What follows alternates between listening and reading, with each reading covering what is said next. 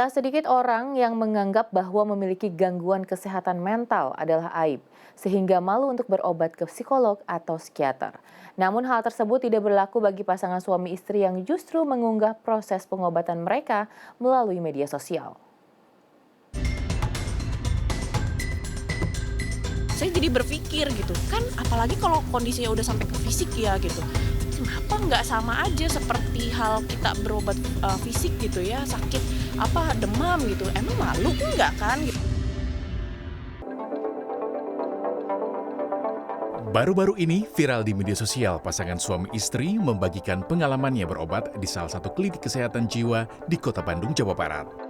Dalam video yang diunggah di akun TikTok ini, keduanya menjelaskan alur pemeriksaan kesehatan mental serta membagikan keluhan mental yang dialami pasangan muda ini. Pasangan suami istri ini bernama Visti Eliana dan Arif Indra. Visti bercerita dirinya terdiagnosis borderline personality disorder, lalu suaminya Arif menunjukkan gejala psikosomatis.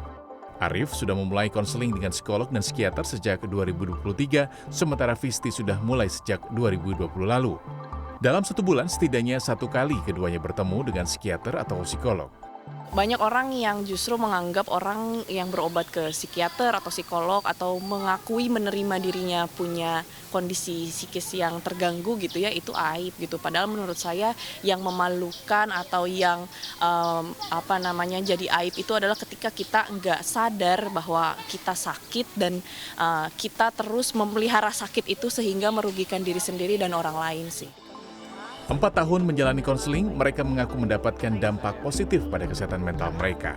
Komunikasi keduanya dalam menyikapi permasalahan juga bisa menjadi lebih baik dan bijaksana.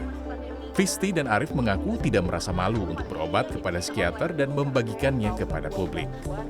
Tujuannya itu untuk healing. Jadi sebetulnya yang kita baca-baca, kita akhirnya sepakati, kita fokus untuk healing, untuk apa? Untuk menjadi fungsional dulu minimal.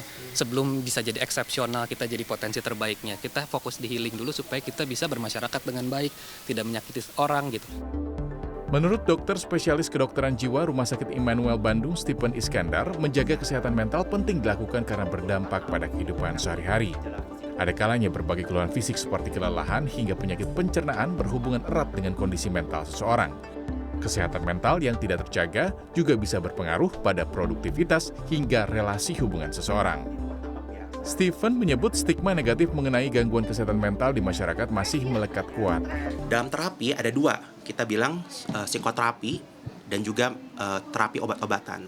Nggak semua pasien yang datang itu kita berikan obat-obatan. Pada kasus-kasus yang ringan dan tidak terlalu mengganggu, biasanya kita cukup memberikan psikoterapi, bahkan mungkin konseling saja.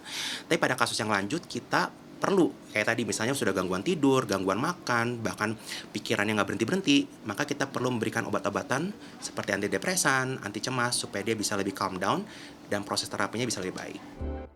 Stephen menambahkan edukasi mengenai kesehatan mental menjadi hal yang penting dilakukan termasuk melalui media sosial. Diharapkan kesadaran masyarakat bisa semakin meningkat sehingga bisa memupus stigma yang ada terkait para pasien yang sedang berusaha sembuh dari berbagai gangguan kesehatan mental.